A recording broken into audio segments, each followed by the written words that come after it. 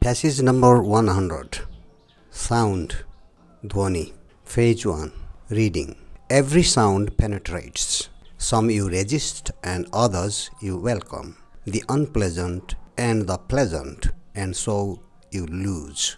The voice of the crow came with a drum, and the drum rode on the delicate note of the flute, and so the whole sound was able to go deeply beyond all resistance and pleasure. And in that there was great beauty, not the beauty which thought and feeling know. And on that sound rode the exploding meditation, and in that meditation the flute, the throbbing drum, the harsh caw of the crow, and all the things of the earth joined in, and thereby gave depth and vastness to the explosion. Explosion is destructive, and destruction is the earth and life, as love is. That note of the flute is explosive. If you let it be, but you won't, for you want a safe, secure life, and so life becomes a dull affair. Having made it dull, then you try to give significance, purpose to the ugliness with its trivial beauty. And so music is something to be enjoyed, arousing, a lot of feeling, as football or something religious ritual does. Feeling, emotion is wasteful and so easily turned to hate. But love is not sensation, a thing captured by feeling. Listening completely without resistance, without any barrier is the miracle of explosion, shattering the known. And to listen to that explosion without motive, without direction, is to enter where thought, time cannot pursue. Phase 2. Translation into Hindi. Every sound penetrates. प्रत्येक ध्वनि प्रवेश करती है, घुसती है. Some you resist and others you welcome. The unpleasant and the pleasant, and so you lose. कुछ आप विरोध करते हैं और अन्य का आप स्वागत करते हैं, अप्रिय और सुखद, और इसीलिए आप हार जाते हैं. That note of the flute is explosive. If you let it be, बांसुरी का वो ध्वनि विस्फोटक होता है यदि आप इसे रहने दें. But you won't, for you want a safe, secure life. लेकिन आप यह रहने नहीं देंगे क्योंकि आप अपने लिए एक सुरक्षित, निश्चित जीवन चाहते हैं. And so life becomes a dull affair. और इसीलिए जीवन नीरस हो जाता है. Having made it dull, then you try to give significance, purpose to the ugliness with its trivial beauty. उसे नीरस बनाकर फिर तुम कुरूपता को, उसकी तुच्छ सुंदरता को महत्व, उद्देश्य देने की कोशिश करते हो. And so music is something to be enjoyed, arousing a lot of feeling, as football or some religious ritual does.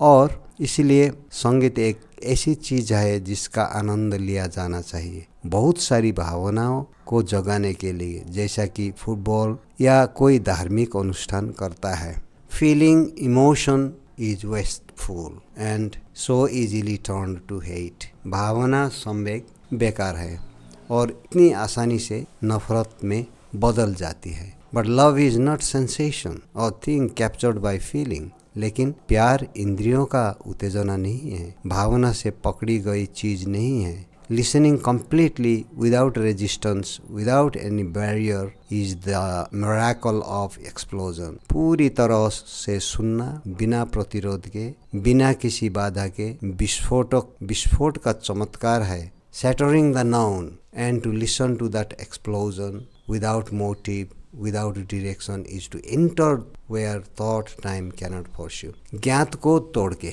और उस विस्फोट को सुनना, बिना मकसद के, बिना दिशा के यहाँ प्रवेश करना है जहाँ विचार समय पीछा नहीं कर सकता. Phase 3. Comprehension.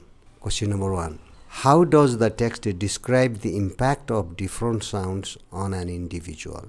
पाठ किसी व्यक्ति पर विभिन्न ध्वनियों के प्रभाव का वर्णन कैसे करता है? The text suggest that people react to various sounds, some with resistance and others with welcome, leading to both loss and preference. पाठ से पता चलता है कि लोग विभिन्न ध्वनियों पर प्रतिक्रिया करते हैं, कुछ प्रतिरोध के साथ और कुछ स्वागत के साथ, जिससे हानि और प्राथमिकता दोनों होती है। What is the significance of the combination of sounds described in the text? पाठ में वर्णित ध्वनियों के संयोजन का क्या महत्व है? The combination of sounds such as the crow's voice, the drum and the flute create a depth and vastness that enhances the experience and meditation, leading to an explosion of consciousness. कौवे की आवाज़, drum की बांसुरी जैसी ध्वनियों का संयोजन, drum और बांसुरी जैसे ध्वनियों का संयोजन एक गहराई और विशालता पैदा करती है जो अनुभव और ध्यान को बढ़ाता है, जिससे चेतना का विस्फोट होता है।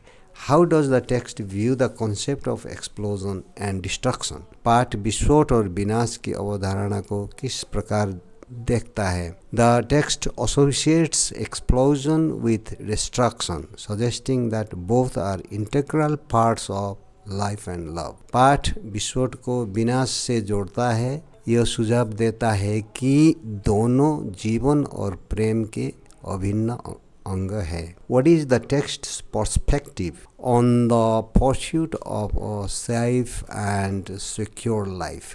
सुरक्षित और संरक्षित जीवन की खोज पर पाठ का परिप्रेक्ष्य क्या है?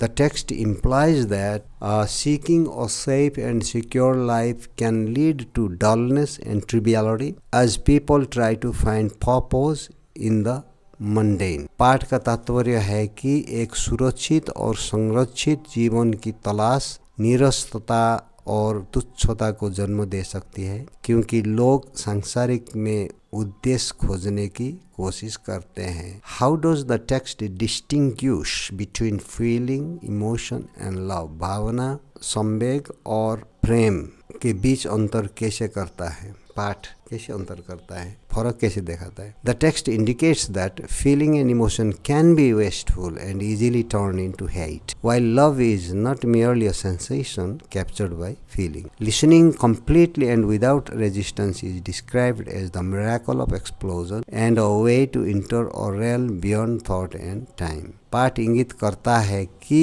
भावना और इमोशंस अर्थात संवेग बेकार हो सकती है और आसानी से नफरत में बदल सकती है, जबकि प्रेम केवल भावना द्वारा पकड़ी गई अनुभूति नहीं है, पूर्णतः और बिना किसी प्रतिरोध के सुनने को विस्फोट का चमत्कार और विचार और रहस्य समय से परे एक क्षेत्र में प्रवेश करने का एक तरीका बताया गया है।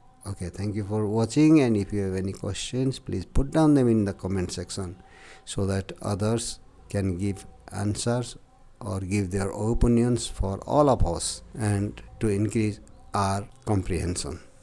Thank you again.